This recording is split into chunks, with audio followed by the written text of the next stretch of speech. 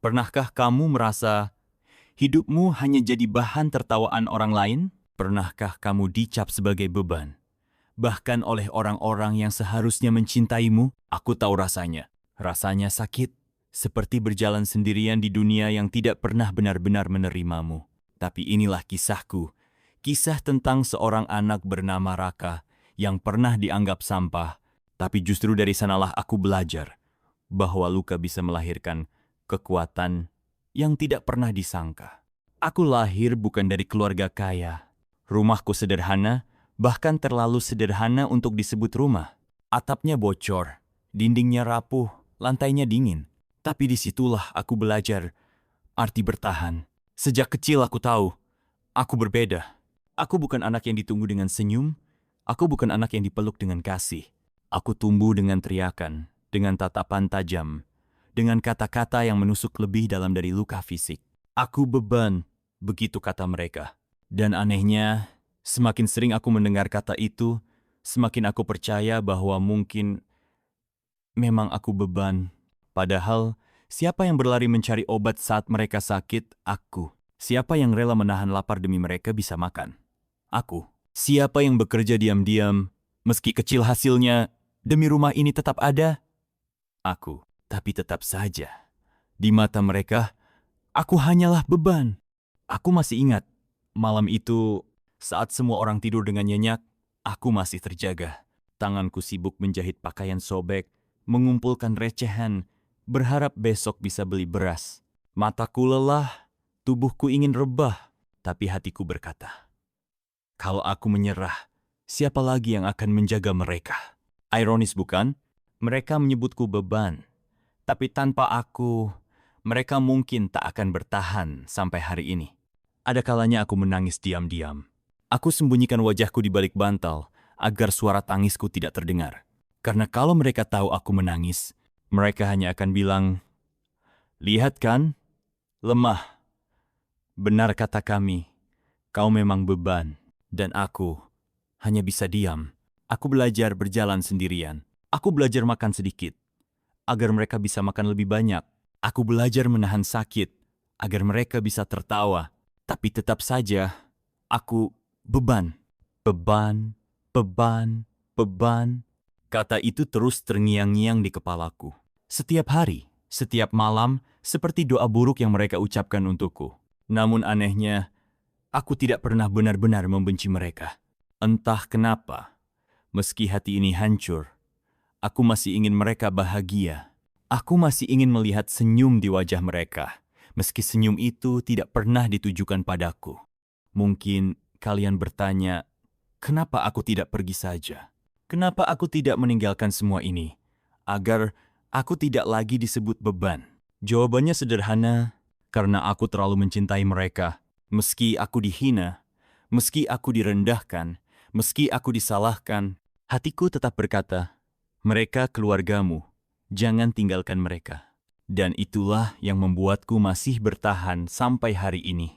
Inilah kisahku, awal dari semuanya. Kisah seorang yang selalu dianggap beban, padahal akulah yang membesarkan mereka. Bagian ini baru permulaan. Masih banyak luka yang harus kuceritakan.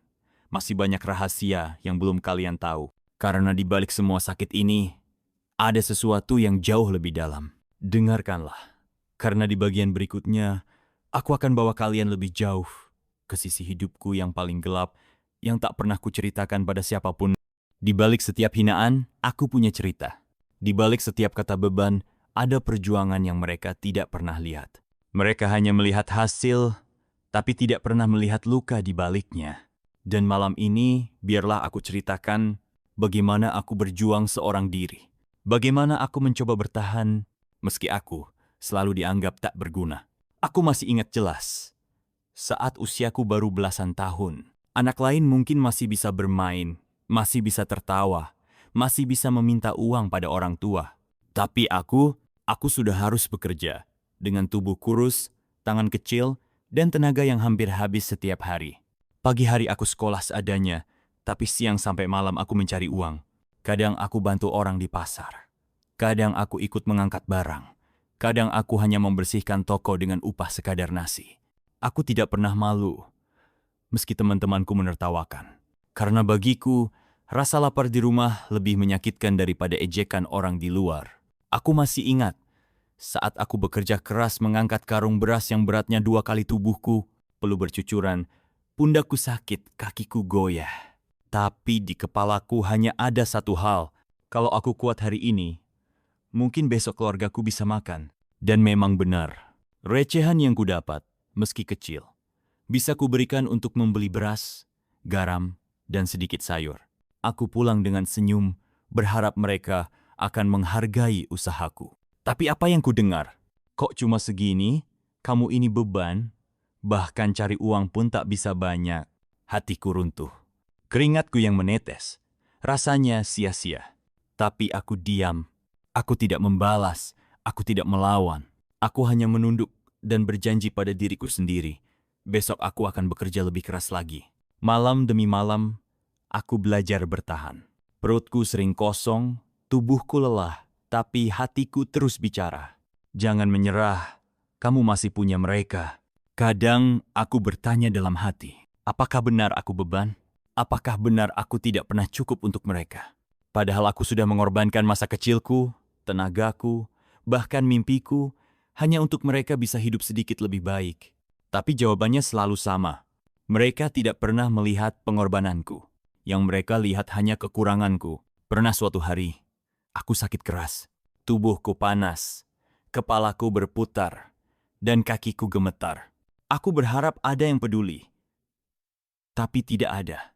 Mereka hanya berkata, kalau kamu sakit, kamu makin jadi beban. Jangan merepotkan. Aku ingin menangis, tapi air mataku sudah habis.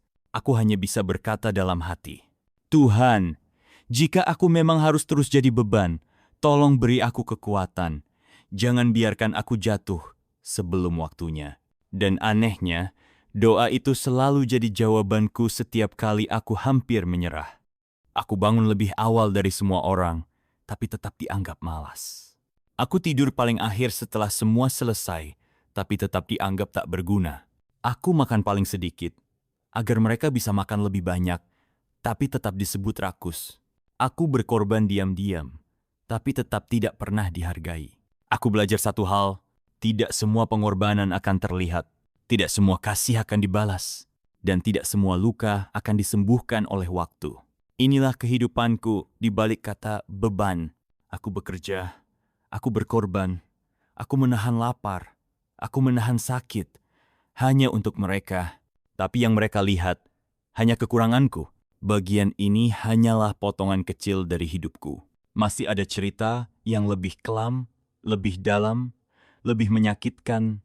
Cerita yang mungkin akan membuat kalian bertanya, bagaimana aku masih bisa bertahan hidup? Dengarkanlah bagian berikutnya. Karena di sana aku akan bercerita tentang sesuatu yang jauh lebih pahit. Tentang saat aku hampir benar-benar menyerah dan ingin mengakhiri semuanya. Kadang yang paling menyakitkan bukanlah hinaan orang asing, tapi kata-kata yang keluar dari mulut keluarga sendiri. Aku bisa menahan lelah, aku bisa menahan lapar. Tapi ketika aku disebut beban oleh orang-orang yang seharusnya merangkulku, hatiku hancur berkeping-keping. Inilah ceritaku tentang mereka, orang-orang terdekatku, tentang luka yang mereka tinggalkan, dan bagaimana aku hampir benar-benar menyerah. Aku lahir dalam keluarga yang tidak sederhana. Kami miskin, tapi bukan itu masalah terbesarnya. Yang lebih menyakitkan adalah, di dalam rumah itu, kasih sayang hampir tidak pernah ada. Ayah adalah sosok yang jarang bicara lembut. Baginya, anak harus sempurna. Kalau aku salah sedikit, kata beban langsung keluar dari mulutnya. Kalau aku tidak bisa membawa uang cukup, aku disebut tak berguna. Aku masih ingat satu kalimatnya yang terus membekas di kepalaku. Lebih baik aku tidak punya anak daripada punya anak seperti kamu. Kalimat itu membunuhku pelan-pelan. Tapi anehnya, aku masih berusaha membuatnya bangga. Seperti orang bodoh yang berlari ke api, berharap bisa memadamkan api dengan tubuhnya sendiri. Ibu sebenarnya baik, tapi hatinya keras. Ia terbiasa mengulang kata-kata ayah, seolah-olah ia takut kalau membelaku. Kadang aku berharap sekali saja ibu berkata, cukup, jangan sebut anak ini beban. Dia sudah berusaha, tapi kalimat itu tidak pernah keluar. Yang keluar justru sindiran-sindiran halus yang menusuk lebih dalam. Seolah aku tidak pernah cukup, tidak pernah benar, tidak pernah berharga. Aku punya seorang kakak. Dia pintar, dia disayang, dia jadi kebanggaan keluarga. Sementara aku hanya perbandingan. Setiap hari aku mendengar, lihat kakakmu, dia berhasil. Kenapa kamu tidak bisa seperti dia? Padahal yang tidak mereka tahu, kakakku bisa sekolah lebih tinggi karena diam-diam aku ikut membiayainya. Aku rela bekerja apa saja. Aku rela tidak membeli apapun untuk diriku sendiri, hanya agar dia bisa punya buku, bisa punya seragam, bisa terus belajar. Tapi itu tidak pernah dianggap. Yang mereka lihat hanya, kakakku pintar, aku bodoh, kakakku berguna, aku beban. Adikku masih kecil saat itu.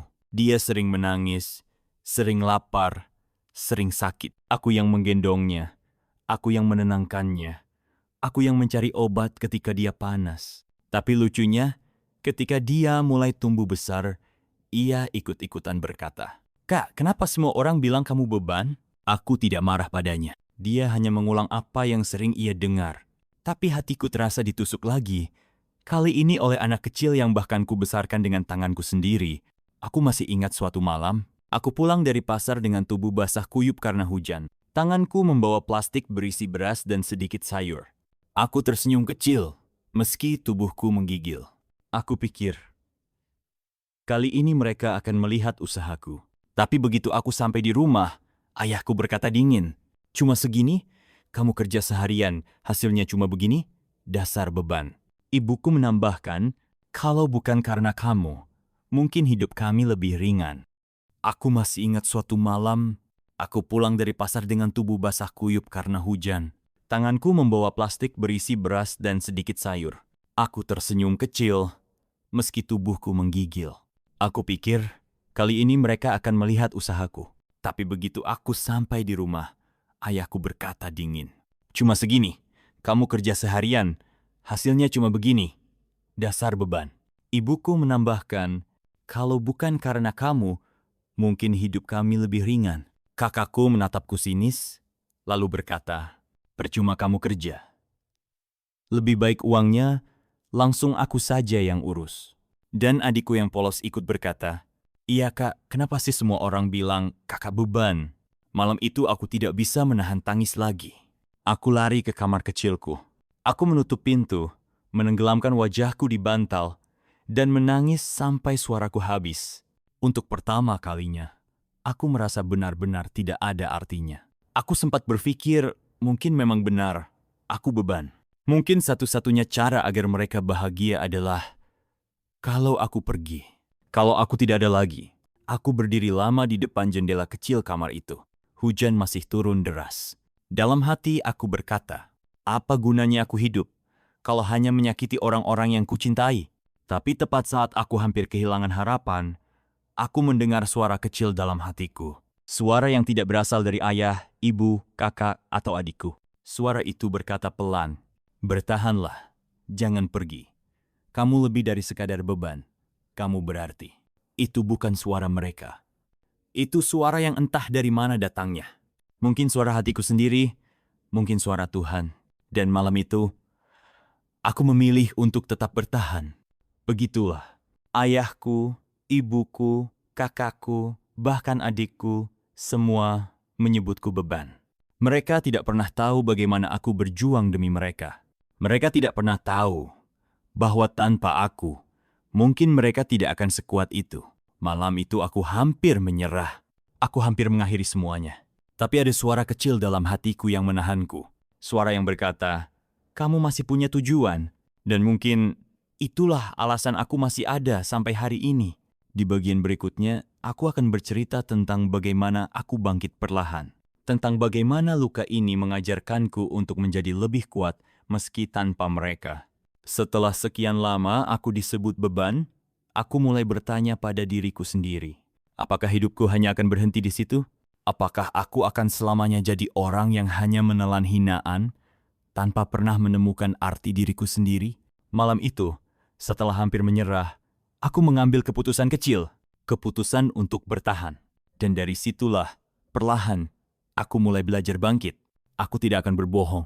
Bangkit bukan hal yang mudah. Setelah bertahun-tahun dihina, direndahkan, dan dianggap tidak berguna, aku hampir percaya bahwa memang itu diriku. Tapi suara kecil yang menahanku malam itu membuatku berpikir, mungkin aku memang bukan apa-apa bagi mereka. Tapi apakah itu berarti aku benar-benar tidak berarti di dunia ini? Beberapa hari kemudian, aku mencoba bekerja lebih jauh dari rumah. Aku membantu seorang pedagang tua di pasar. Ia bukan keluargaku, tapi berbeda dengan mereka. Setiap kali aku membantu, ia berkata, "Terima kasih, Nak. Kalau bukan karena kamu, aku tidak tahu bagaimana harus mengangkat ini." Itu hanya kalimat sederhana, tapi bagiku, kalimat itu seperti cahaya pertama setelah lama hidup dalam gelap. Aku tidak disebut beban, aku disebut berarti. Dan sejak hari itu, aku mulai sadar, mungkin keluargaku tidak bisa melihat pengorbananku. Tapi dunia di luar sana, mungkin ada yang bisa. Aku mulai menerima pekerjaan kecil, mengangkat barang, membersihkan toko, bahkan membantu orang-orang yang tidak mampu membawa belanjaan mereka.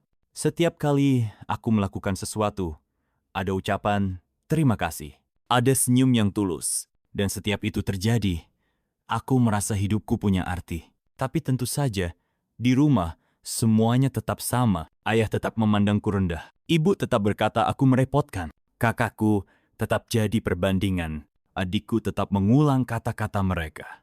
Namun bedanya sekarang, aku punya alasan untuk tidak menyerah, karena aku tahu di luar sana, ada orang yang bisa melihat aku tidak selalu beban. Suatu hari, saat aku bekerja, aku bertemu seorang teman. Namanya Rian. Dia bukan orang kaya, bahkan hidupnya juga sulit. Tapi dia punya sesuatu yang aku tidak punya. Keberanian untuk tertawa meski hidupnya berat. Rian sering berkata, "Kamu tahu nggak, hidup ini memang susah, tapi jangan biarkan orang lain menentukan nilaimu." Kalimat itu menamparku. Karena selama ini, aku selalu membiarkan kata beban dari keluargaku menjadi kebenaran. Padahal sebenarnya, mungkin aku lebih dari itu. Aku mulai berubah. Perlahan. Aku masih sering menangis diam-diam. Aku masih sering terluka oleh kata-kata mereka.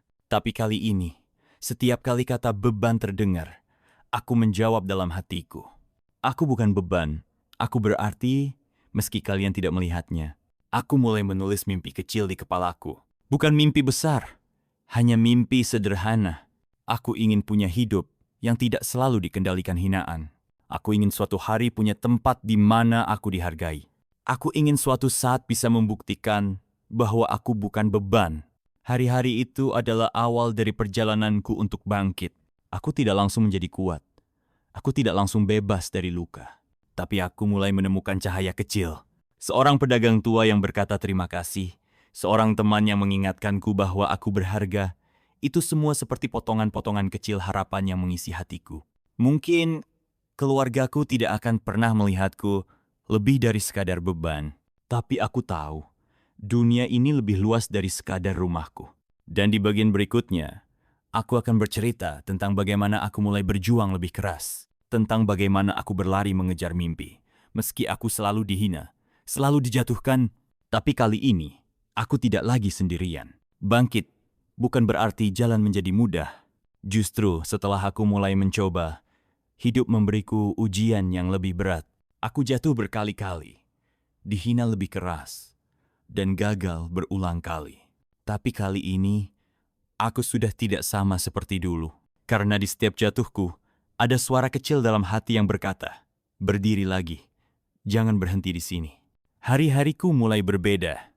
Kalau dulu aku hanya pasrah disebut beban, sekarang aku mencoba membuktikan diriku. Aku mulai berani mengambil pekerjaan yang lebih berat. Aku membantu mengangkut karung-karung besar di pasar. Bekerja hingga punggungku sakit dan tanganku penuh luka. Aku ikut mengantar barang-barang ke toko dengan sepeda tua yang sering rusak di tengah jalan. Aku bahkan mencoba berjualan kecil-kecilan bersama Rian. Awalnya, aku merasa bangga karena akhirnya aku punya sesuatu yang bisa kusebut usahaku sendiri. Tapi ternyata tidak semudah itu. Dagangan kecil kami sering tidak laku. Bahkan pernah Hujan deras membuat semua barang basah dan rusak. Modal yang susah payah kukumpulkan hilang begitu saja. Rian menepuk bahuku. Tenang, bro. Namanya juga usaha pertama. Tapi aku hanya menunduk. Karena aku tahu, saat aku pulang ke rumah dengan tangan kosong, yang menungguku bukan pengertian. Yang menungguku adalah kata-kata yang sudah sangat familiar. Dasar beban. Kamu tidak pernah bisa apa-apa. Ayahku makin sering marah. Menurutnya, apapun yang kulakukan tidak ada gunanya. Lihat kakakmu. Dia pintar. Dia berhasil. Kamu cuma bikin susah. Kalau tidak bisa sukses, lebih baik pergi dari rumah ini. Kalimat itu menusukku.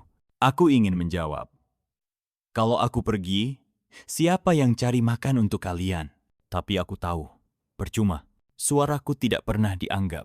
Suatu malam, aku pulang dengan tubuh penuh lumpur karena jatuh dari sepeda saat mengantar barang. Kakiku berdarah, bajuku kotor, uangku hilang. Aku berharap ada yang peduli. Tapi, ibu hanya berkata, lihat kan, selalu merepotkan. Kalau bukan beban, kenapa selalu bikin masalah? Kakakku menatap sinis. Adikku ikut tertawa kecil. Dan aku hanya bisa diam. Aku masuk ke kamar kecilku, menutup pintu, dan menangis lagi. Tapi kali ini, tangisku berbeda. Kalau dulu aku menangis karena ingin menyerah, sekarang aku menangis karena aku berjanji pada diriku. Aku harus membuktikan. Suatu hari, mereka akan melihat aku bukan beban. Besoknya, meski tubuhku masih sakit, aku bangun lebih pagi. Aku pergi ke pasar. Aku kembali bekerja. Rian menatapku heran. Kamu nggak istirahat dulu? Aku hanya tersenyum pahit dan berkata, kalau aku berhenti sekarang, aku akan selamanya jadi beban. Aku tidak mau itu, Rian. Hari demi hari, aku jatuh, gagal, bangkit lagi. Seolah hidup sedang menguji, apakah aku akan kembali percaya bahwa aku beban, atau aku akan terus melawan label itu, dan aku memilih melawan. Suatu sore, Rian berkata, kamu tahu bro, orang-orang bisa memanggil kita apa saja, tapi hanya kita yang bisa menentukan siapa diri kita sebenarnya. Jangan kasih mereka kekuatan untuk menentukan hidupmu. Kalimat itu membekas dalam hatiku, karena selama ini, aku selalu membiarkan kata beban dari keluargaku menjadi kebenaran.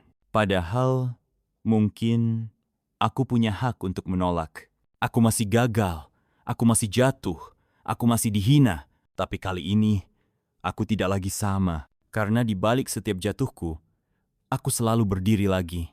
Mereka mungkin masih melihatku sebagai beban, tapi aku tahu, aku sedang berubah. Aku sedang membangun diriku, sedikit demi sedikit.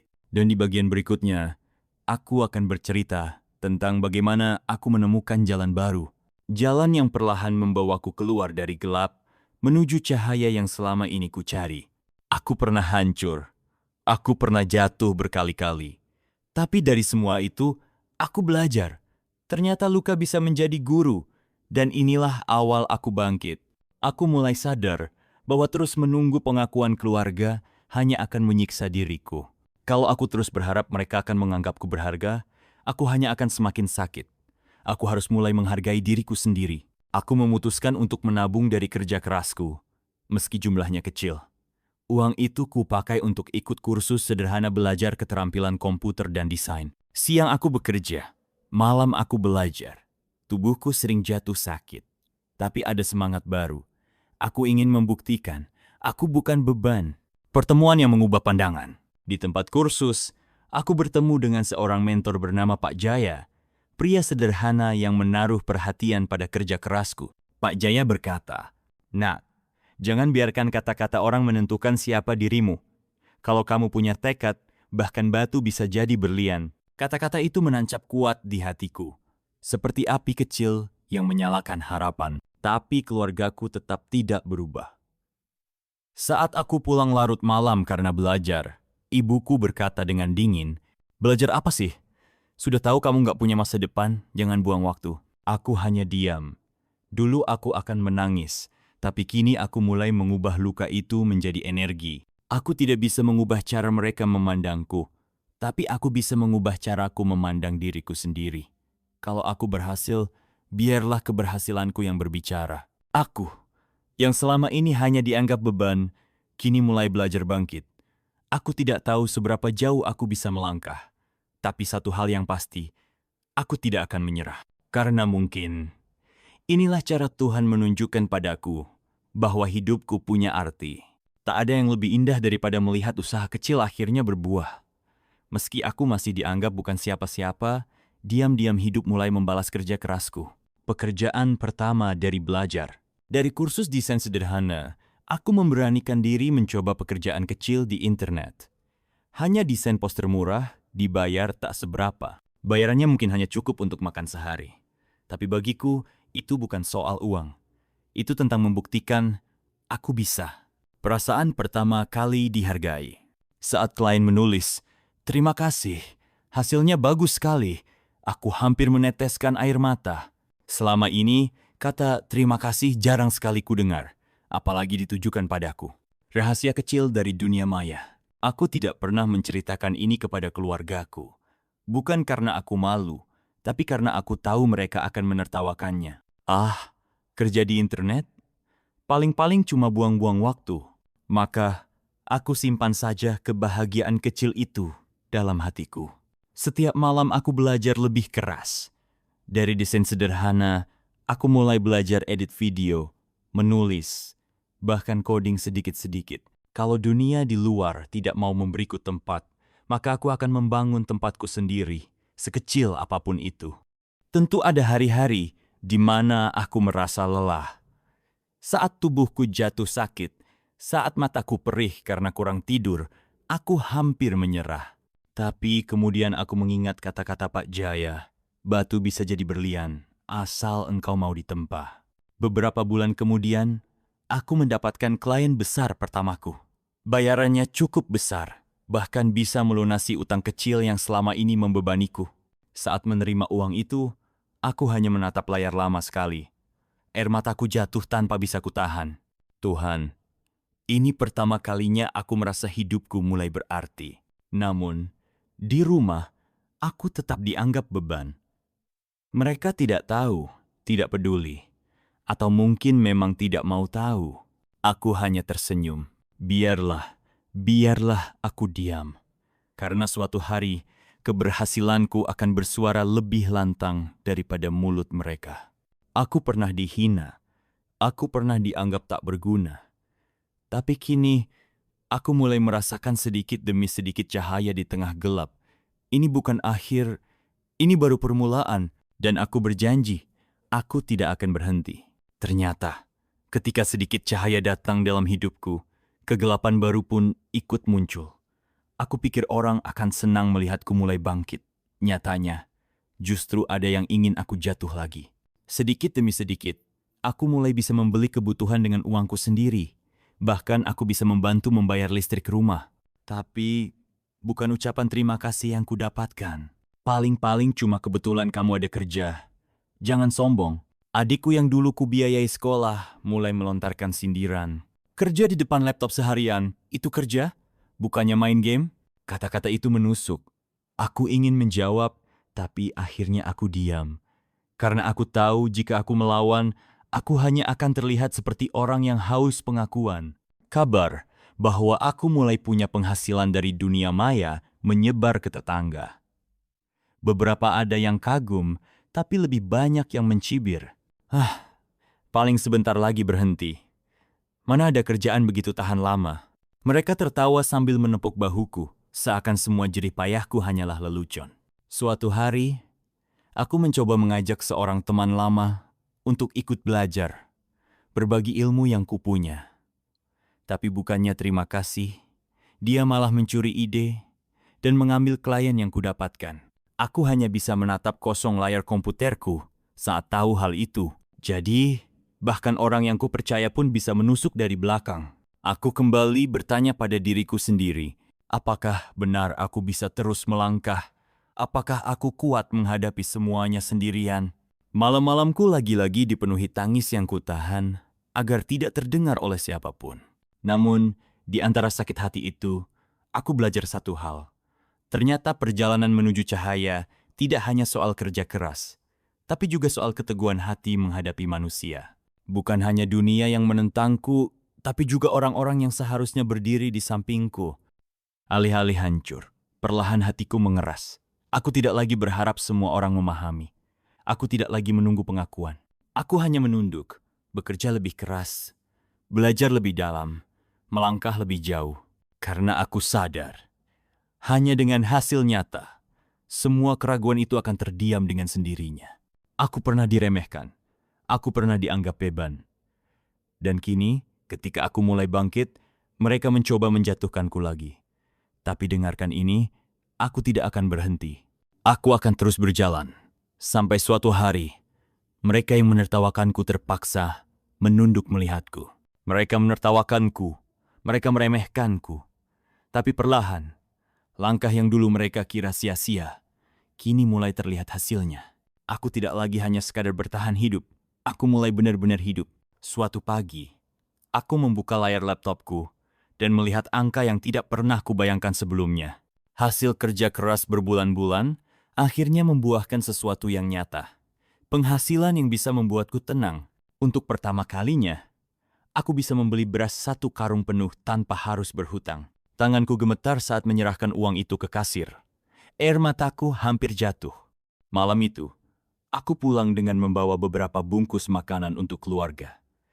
Bukan lagi mie instan murah, tapi makanan hangat yang layak. Mereka sempat terdiam. Bahkan ibuku yang biasanya hanya bisa menghela napas, kali ini berkata lirih. "Ternyata kamu bisa juga, nak." Kata-kata itu sederhana, tapi di telingaku terdengar seperti doa yang selama ini tidak pernah terucap. Kabar itu cepat menyebar. Orang-orang yang dulu menertawakan mulai berubah sikap. Ada yang tiba-tiba ramah, ada yang pura-pura kagum, dan ada pula yang diam, tapi tidak bisa menyembunyikan rasa iri. "Hebat juga ya ternyata," kata mereka dengan senyum tipis yang penuh rasa pahit. Meski begitu, di dalam diriku, luka lama belum sembuh. Aku masih sering teringat kata-kata yang menusuk, masih sering menangis diam-diam saat malam datang. Aku bertanya pada diriku sendiri, apakah mereka benar-benar bangga padaku, atau hanya menunggu aku jatuh lagi? Hingga suatu hari, sebuah pesan masuk ke emailku. Seseorang dari luar kota menawarkan proyek yang lebih besar daripada yang pernah kubayangkan. Jumlahnya bisa menutup semua hutang yang sempat menjerat keluargaku. Jantungku berdetak kencang. Aku hampir tidak percaya ini nyata. Inikah pintu yang selama ini kutunggu? Namun, di sisi lain, aku juga merasa takut. Aku tidak pernah mengerjakan sesuatu sebesar ini sebelumnya. Jika aku gagal, semua orang akan semakin yakin bahwa aku hanyalah beban yang mencoba bermimpi terlalu tinggi. Malam itu aku tidak tidur. Aku hanya duduk menatap layar sambil bergumam, aku harus berani. Aku sudah terlalu jauh untuk mundur. Aku menunduk, berdoa dengan sepenuh hati. Bukan lagi doa meminta rezeki, tapi doa agar aku diberi kekuatan untuk bertahan, agar langkah ini tidak berhenti di tengah jalan. Perlahan, aku mulai bisa membuktikan pada dunia bahwa aku bukan beban, tapi ini baru permulaan. Aku tahu, semakin tinggi aku melangkah, semakin besar angin yang akan mencoba menjatuhkanku. Dan aku harus siap, karena aku berjanji pada diriku sendiri, tidak ada jalan kembali. Mereka menyebutku beban, mereka menertawakan setiap langkahku, tapi hari ini, perlahan, hasil itu mulai terlihat, dan aku sendiri nyaris tak percaya bahwa luka yang dulu mereka tinggalkan, kini mulai terbalas. Aku masih ingat jelas pagi itu. Aku membuka laptopku dengan tangan bergetar. Di layar, angka itu muncul lebih besar dari yang pernah kubayangkan. Itu hasil kerja kerasku berbulan-bulan. Bukan lagi sekadar receh yang habis untuk makan sehari. Kali ini cukup untuk membuatku bernapas lega. Aku terdiam cukup lama. Rasanya seperti mimpi. Aku menutup wajahku, menahan air mata. Untuk pertama kalinya, aku merasa perjuangan ini benar-benar ada artinya. Siang itu aku pergi ke warung. Aku membeli beras 1 karung penuh. Tidak lagi meminta hutang. Tidak lagi dengan wajah malu. Saat uang itu berpindah dari tanganku ke tangan pemilik warung, aku hampir tak bisa menahan air mata. Malamnya, aku pulang dengan membawa makanan. Bukan mie instan seperti biasanya, tapi lauk sederhana yang cukup untuk membuat meja makan terlihat penuh. Ibuku menatap piring itu lama sekali. Lalu dengan suara bergetar ia berkata, Ternyata kamu bisa juga, Nek. Kabar itu cepat menyebar. Entah dari mana orang-orang tahu, tapi mereka mulai berubah. Yang dulu menertawakan, kini tiba-tiba ramah. Yang dulu mengejek, kini pura-pura kagum. Yang dulu tak peduli, kini bertanya-tanya dengan wajah penasaran. Hebat juga ya, ternyata bisa sukses, kata mereka dengan senyum tipis yang penuh rasa pahit. Aku hanya diam. Aku tahu, bukan semua dari mereka benar-benar tulus. Tapi aku juga tahu, diamku adalah jawaban yang paling menyakitkan bagi mereka. Meski begitu, aku tidak bisa membohongi diriku sendiri. Luka lama itu belum benar-benar sembuh. Setiap kali teringat ejekan mereka, hatiku masih terasa perih. Kadang, aku bertanya pada diriku sendiri, apakah mereka benar-benar bangga padaku sekarang? Atau hanya menunggu aku jatuh lagi? Rasa ragu itu terus menghantuiku. Bahkan di tengah senyum kemenangan, ada bayangan yang terus mengikuti. Hingga suatu hari, sebuah pesan masuk ke emailku. Seseorang dari luar kota menawariku proyek besar.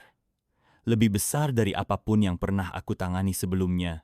Jumlahnya cukup untuk melunasi semua hutang keluarga. Jantungku berdetak kencang. Aku menatap layar lama sekali. Rasanya tak masuk akal. Inikah pintu yang selama ini kutunggu? Tapi di sisi lain, ketakutan itu muncul. Jika aku gagal, semua orang akan berkata, "Lihat kan, dia memang hanya beban yang mencoba bermimpi terlalu tinggi." Malam itu, aku tidak bisa tidur. Aku duduk di depan meja, menatap layar kosong, mencoba meyakinkan diriku sendiri. Aku harus berani. Aku sudah terlalu jauh untuk mundur. Aku tahu, kesempatan seperti ini tidak akan datang dua kali. Jika aku menyerah sekarang, aku akan benar-benar membuktikan apa yang selama ini mereka katakan, bahwa aku hanya beban. Aku menunduk, memejamkan mata, dan berdoa. Bukan lagi doa meminta rezeki, tapi doa meminta kekuatan. Kekuatan agar langkahku tidak goyah. Kekuatan agar aku bisa berdiri meski dunia masih menertawakanku.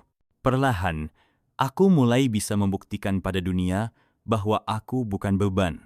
Tapi, ini baru permulaan. Aku tahu, semakin tinggi aku melangkah, semakin besar pula angin yang akan mencoba menjatuhkanku. Dan aku harus siap, karena aku berjanji pada diriku sendiri, tidak ada jalan untuk kembali. Setiap orang punya titik balik, dan setiap titik balik selalu ditemani ujian yang tak main-main. Aku pikir aku sudah cukup kuat, tapi ternyata ujian yang datang kali ini hampir membuatku runtuh. Dan disinilah aku sadar, perjuangan belum selesai. Justru baru saja dimulai.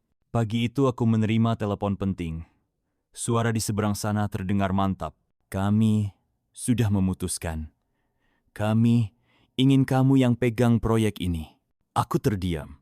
Jantungku berdegup kencang. Rasanya antara ingin berteriak bahagia atau justru menangis ketakutan. Aku mengangguk, meski mereka tak bisa melihat. Dalam hati aku berkata, "Ya Tuhan, ini kesempatan sekaligus ujian terbesarku." Hari-hari berikutnya berubah menjadi medan perang. Setiap jam terasa menekan. Deadline menumpuk. Permintaan klien tak ada habisnya. Tubuhku lelah, mataku sembab karena kurang tidur. Tapi pikiranku tak bisa berhenti bekerja. Di saat-saat itu, komentar lama orang-orang kembali terngiang. Dia cuma beban, dia nggak akan sanggup. Kata-kata itu seperti duri yang menusuk dadaku. Aku merasa seolah-olah dunia menunggu aku jatuh.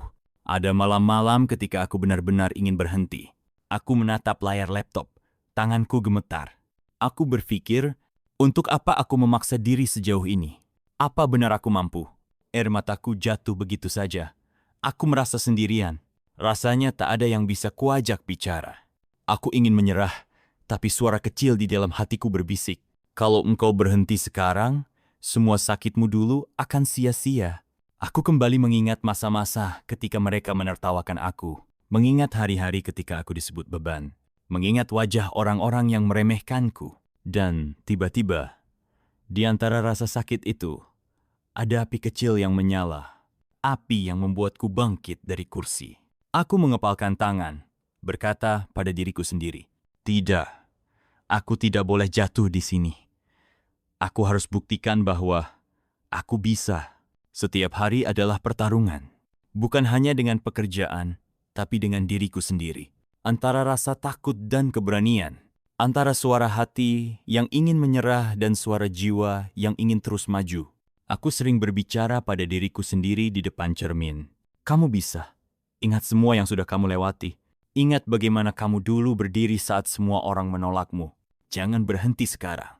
Tapi puncaknya datang ketika tiba-tiba ada masalah besar di tengah proyek. Kesalahan teknis yang bukan sepenuhnya salahku, tapi tetap membuat klien marah besar. Telepon masuk bertubi-tubi. Suara mereka meninggi. Aku merasa dadaku sesak. Malam itu, aku hampir menyerah. Aku menutup laptop, menunduk dan berbisik lirih. Mungkin mereka benar. Mungkin aku memang tidak pantas. Aku duduk lama sekali. Hingga akhirnya aku menangis dalam doa. Aku berkata pada Tuhan, kalau memang jalan ini bukan untukku, ambil saja. Tapi kalau ini jalan yang kau pilihkan, tolong kuatkan aku. Aku sudah terlalu lemah untuk melangkah sendiri. Entah bagaimana. Setelah itu, aku merasa ada ketenangan yang turun. Aku membuka kembali laptopku, menarik napas panjang, lalu mulai memperbaiki semuanya. Satu persatu masalah itu kuredam, hingga perlahan keadaan kembali terkendali. Hari itu akhirnya tiba. Proyek besar itu selesai.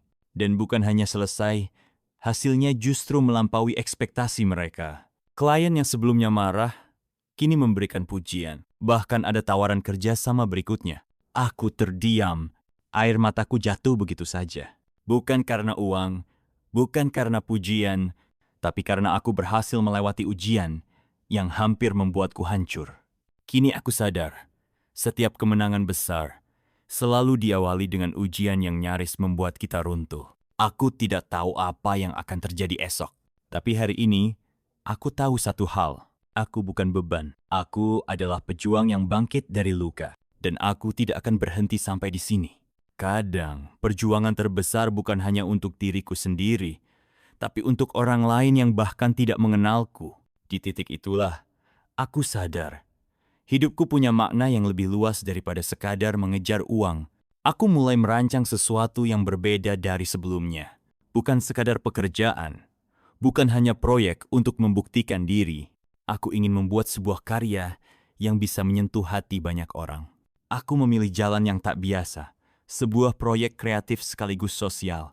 Aku ingin menulis kisah tentang mereka yang sering terpinggirkan. Tentang pedagang kecil yang berjalan jauh demi sesuap nasi. Tentang anak-anak yang bersekolah dengan kaki telanjang. Tentang orang-orang yang dianggap tak penting, padahal mereka punya mimpi yang besar. Aku ingin menyatukan cerita-cerita itu menjadi sebuah buku, sebuah dokumentasi, sebuah karya yang bisa membuka mata banyak orang.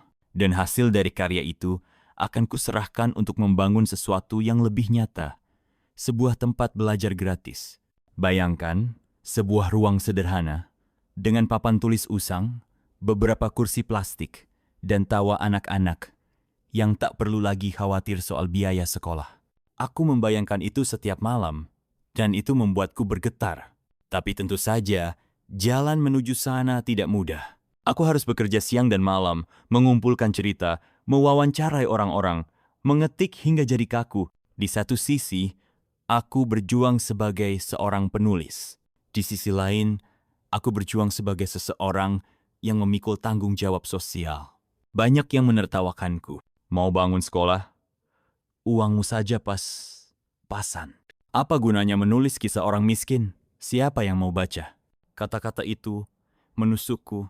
Tapi anehnya, semakin aku diremehkan, semakin aku yakin inilah jalanku. Aku menolak berhenti. Aku menolak diam. Aku menolak menyerah. Sebab di dalam hati kecilku, aku tahu kalau aku bisa menyelesaikan ini, aku tidak hanya membuktikan bahwa aku bukan beban. Aku juga akan membuktikan bahwa aku bisa jadi berkat. Hari demi hari, aku terus menulis, terus merekam, terus menggali kisah. Terkadang aku harus menahan lapar demi ongkos perjalanan ke desa-desa. Terkadang aku hanya tidur 3 jam sehari karena tenggat waktu semakin dekat. Terkadang aku menangis sendiri karena lelahnya tak tertahankan. Tapi setiap kali aku hampir menyerah, aku ingat wajah-wajah anak kecil yang ingin belajar. Aku ingat suara seorang ibu yang berkata, "Sekolah terlalu mahal untuk kami." Dan aku kembali bangkit. Inilah jalanku. Inilah caraku membuktikan bahwa aku ada. Dan inilah saatnya aku membangun sesuatu, bukan untukku sendiri, tapi untuk mereka semua. Aku masih ingat malam itu, saat aku duduk sendiri di depan meja kayu reyot di kamar sempitku. Aku mengetik dengan laptop tua, menulis cerita demi cerita, merangkai kisah demi kisah. Awalnya, aku hanya ingin berbagi, aku hanya ingin ada orang yang membaca, lalu tergerak, dan mungkin tersenyum. Tidak pernah sedikit pun terlintas dalam benakku bahwa suatu hari tulisanku itu akan mengubah hidupku. Aku ingat jelas, suatu pagi seseorang menghubungiku. Katanya, ia membaca karya yang kubagikan di sebuah forum kecil. Ia seorang editor dari sebuah penerbit besar. Aku sempat tidak percaya. Aku bahkan mengira itu hanya lelucon, tapi ternyata ia serius. Ia ingin menerbitkan buku dari kisah yang kutulis. Hari itu, aku menangis. Aku tidak tahu kenapa, air mataku jatuh begitu saja. Mungkin karena selama ini aku merasa tidak berguna, dianggap beban, dihina, diremehkan. Dan tiba-tiba, Tuhan seperti membuka jalan. Buku itu akhirnya diterbitkan. Aku masih ingat, di minggu pertama peluncurannya, penjualannya biasa saja. Tapi entah bagaimana, minggu berikutnya sesuatu terjadi. Buku itu mulai dibicarakan banyak orang. Mereka bilang, tulisan itu menyentuh hati mereka. Mereka merasa melihat diri mereka sendiri di dalam setiap kata-kataku. Lalu, buku itu meledak, menjadi bestseller nasional. Cetakan pertama habis dalam hitungan hari. Cetakan kedua, ketiga, keempat terus dicetak ulang. Uang yang masuk, aku bahkan tidak pernah membayangkan jumlah sebanyak itu bisa ada di rekeningku. Dari sana, proyek sosial yang kuimpikan pun bisa kulaksanakan. Aku bisa menyewa sebuah ruko kecil, kuubah menjadi ruang belajar gratis untuk anak-anak yang tidak mampu. Dan anehnya, keberkahan itu tidak berhenti di situ. Saat media meliput ruang belajarku, semakin banyak orang tahu. Sponsor datang, donatur berdatangan, bahkan ada investor yang ingin mendukung lebih besar lagi. Aku, yang dulu dianggap hanya beban, kini memimpin sebuah proyek besar. Sebuah gerakan yang bukan hanya memberiku banyak uang, tapi juga memberi arti bagi hidupku. Terkadang aku termenung, jika dulu aku menyerah, mungkin aku tidak akan pernah sampai di titik ini. Dan aku sadar, kadang-kadang proyek besar dalam hidup kita tidak dimulai dengan megah. Tidak selalu dimulai dari panggung besar, modal besar, atau koneksi besar. Kadang, proyek besar justru dimulai dari sebuah meja reyot, laptop tua, dan hati yang menolak untuk menyerah. Semua orang bilang, kesuksesan itu indah. Dan memang benar, aku bisa merasakannya. Dari rekening yang dulunya selalu kosong, kini angka-angkanya membuatku berkali-kali terdiam tak percaya.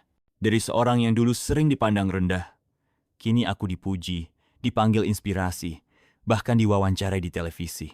Tapi aku tidak pernah menyangka bahwa di balik manisnya kesuksesan, ada racun yang perlahan menyusup. Awalnya, aku melihat perubahan sikap orang-orang di sekitarku. Teman yang dulu menertawakan mimpiku, tiba-tiba datang, mengaku bangga, lalu mencoba ikut serta dalam proyek. Ada yang jujur, tapi tidak sedikit yang hanya ingin memanfaatkan. Senyum mereka manis, tapi di belakang mereka menusuk. Aku mulai kehilangan kepercayaan pada orang-orang terdekat. Beberapa yang dulu kuanggap sahabat ternyata mencuri ideku. Bahkan ada yang berusaha menjatuhkanku hanya karena tidak tahan melihat aku berhasil. Yang lebih berat lagi, godaan datang menghampiri hatiku sendiri. Dengan uang yang terus mengalir, aku mulai merasa bisa membeli apa saja. Baju mahal, makan di restoran yang dulu hanya bisa kutatap dari luar. Bahkan tawaran jalan pintas untuk melipat gandakan keuntungan. Di sanalah aku sadar. Musuh terbesarku bukan lagi hinaan orang lain, tapi diriku sendiri. Aku ingat suatu malam, aku duduk sendirian di ruang belajar yang kubangun untuk anak-anak. Lampu redup, meja-meja kecil berantakan dengan buku-buku yang mereka tinggalkan. Aku memandangi coretan-coretan mereka, dan tiba-tiba hatiku terhentak. Apa yang sedang aku kejar? Apakah aku masih sama dengan aku yang dulu? Atau aku sudah berubah menjadi orang yang hanya memikirkan uang dan pujian? Air mataku jatuh lagi malam itu, karena aku tahu Keberhasilan yang besar ini sedang mengujiku. Tuhan tidak hanya memberiku rezeki, tapi juga melihat apakah aku masih sanggup memegang teguh niat awal. Di momen itu, aku berjanji pada diriku sendiri. Apapun yang terjadi, aku tidak boleh lupa alasan aku memulai semuanya. Bukan karena uang, bukan karena pujian, tapi karena aku pernah merasa jadi beban, dan aku tidak ingin ada orang lain merasakan hal yang sama. Aku pikir ujian terberat adalah saat dulu dihina dan dianggap beban. Ternyata aku salah. Justru setelah aku berada di puncak, pukulan paling keras datang menghantam. Semuanya berawal dari sebuah kesalahan kecil dalam proyek besar. Ada laporan keuangan yang tidak rapi, ada keputusan yang kuambil dengan tergesa-gesa, dan celah kecil itu dimanfaatkan orang yang diam-diam ingin menjatuhkanku. Berita miring mulai menyebar. Aku dituduh korupsi, dituduh menyelewengkan dana, bahkan dituduh memperkaya diri sendiri dengan dalih proyek sosial. Media menggempurku habis-habisan. Teman yang dulu memujiku tiba-tiba menjauh. Beberapa mitra bisnis menghentikan kerjasama. Aku merasa dunia runtuh. Semua yang kubangun bertahun-tahun seakan hancur dalam hitungan hari. Yang paling menyakitkan adalah ketika keluargaku pun ikut terkena imbasnya. Ibuku menangis karena tetangga mulai bergunjing.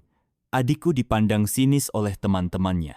Rasanya aku kembali menjadi beban bukan hanya untuk keluarga, tapi juga untuk semua orang yang pernah percaya padaku.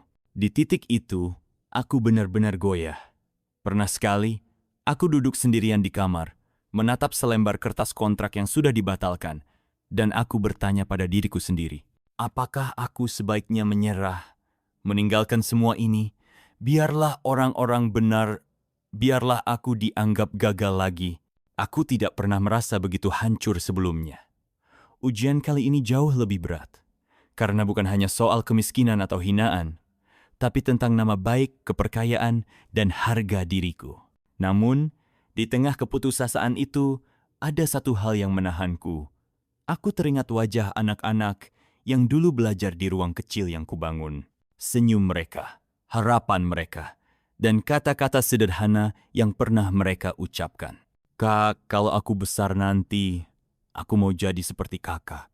Kalimat itu terus terngiang, dan aku sadar, jika aku menyerah sekarang, aku bukan hanya menjatuhkan diriku sendiri, tapi juga memadamkan api kecil di hati mereka yang masih perkaya.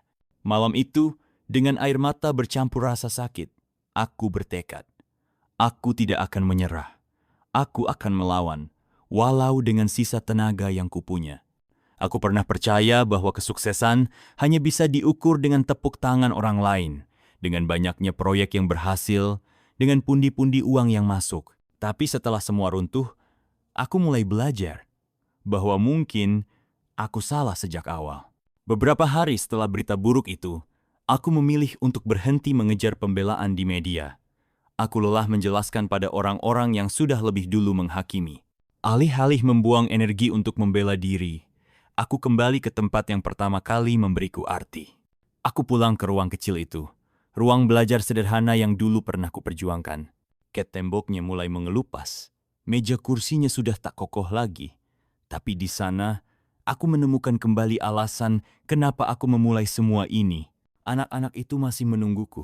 Mereka tidak peduli dengan berita di luar sana. Mereka tidak bertanya soal uang atau proyek besar yang gagal. Yang mereka tanyakan sederhana, Kak, hari ini kita belajar lagi kan? Pertanyaan polos itu membuatku meneteskan air mata. Untuk pertama kalinya, aku benar-benar merasa dihargai bukan karena pencapaian, tapi karena kehadiranku. Sejak saat itu, aku mulai mengubah arah langkah.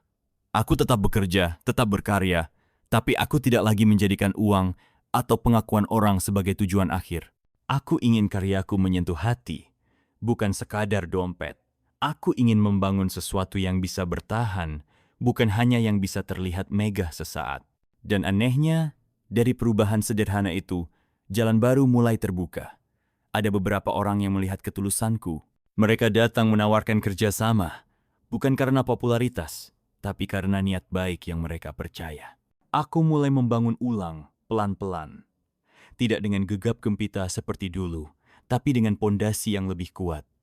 Aku belajar menerima bahwa hidup tidak harus selalu naik.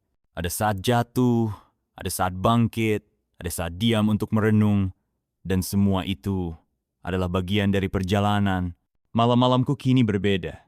Aku tidak lagi dihantui oleh ketakutan gagal atau kehilangan, tapi justru diisi oleh rasa syukur. Aku pernah jatuh begitu dalam, tapi aku tidak hancur. Aku masih bisa berdiri, meski dengan luka. Dan luka itu kini menjadi pengingat bahwa aku bukan lagi orang yang sama seperti dulu.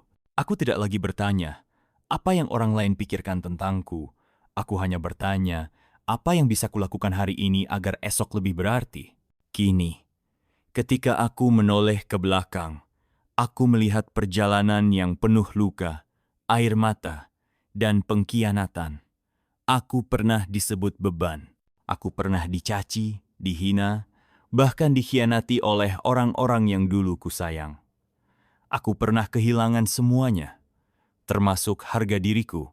Tapi hari ini, aku sadar bahwa semua itu bukan akhir, melainkan bagian dari pembentukan diriku. Jika tidak ada penolakan, aku mungkin tidak belajar arti keteguhan. Jika tidak ada pengkhianatan, aku mungkin tidak paham siapa yang benar-benar tulus. Dan jika tidak ada kegagalan besar itu, aku mungkin masih sibuk mengejar pengakuan tanpa pernah benar-benar mengenal siapa diriku. Aku belajar satu hal penting. Hidup bukan soal seberapa cepat kita berhasil, tapi seberapa kuat kita bertahan ketika gagal. Hidup bukan soal seberapa tinggi kita dipuji, tapi seberapa tulus kita memberi meski tidak dihargai. Dan yang terpenting, hidup bukan tentang membuktikan sesuatu pada orang lain, melainkan tentang menemukan arti dalam setiap langkah, sekecil apapun itu. Hari ini aku mungkin tidak memiliki segalanya, tapi aku punya hal yang lebih berharga, ketenangan hati. Aku tahu kemana harus melangkah. Aku tahu untuk siapa aku berjuang. Dan aku tahu bahwa luka yang dulu hampir menghancurkanku, kini justru menjadi alasan aku lebih kuat. Jika ada yang bertanya, apakah aku masih dianggap beban? Aku hanya akan tersenyum dan berkata, mungkin aku memang beban, tapi aku beban yang tidak mudah dipatahkan. Dan dari beban inilah lahir kekuatan yang tidak bisa mereka mengerti. Aku bukan lagi orang yang sama. Aku adalah aku yang baru. Dan perjalanan ini bukanlah akhir. Ini hanyalah awal dari cerita baru yang lebih indah.